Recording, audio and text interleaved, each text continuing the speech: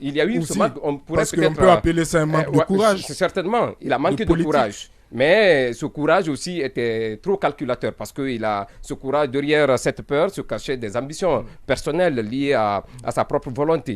Il ne l'a pas fait, mais il est quand même tombé par coup d'État. Il est tombé par coup d'État, malheureusement.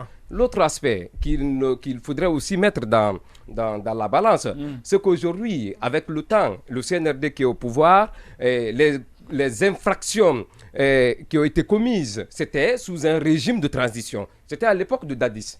Et je pense que le CNRD aujourd'hui, qui juge les faits, qui porte une extrême gravité d'atteinte aux droits humains, aujourd'hui, c'est ce régime de transition piloté par un militaire qui juge aussi les faits de notre régime de transition piloté par un autre militaire. Donc je pense que Dieu nous montre, nous révèle plusieurs choses et j'ose croire que le CNRD va intérioriser tout cela et en faire un bon calcul pour pouvoir aussi sortir peut-être du piège des erreurs du passé. Le troisième aspect de l'analyse, c'est cette crainte. Comme l'a soulevé tout à l'heure Sékou Keïta, vous savez, il y a cette volonté de charmer.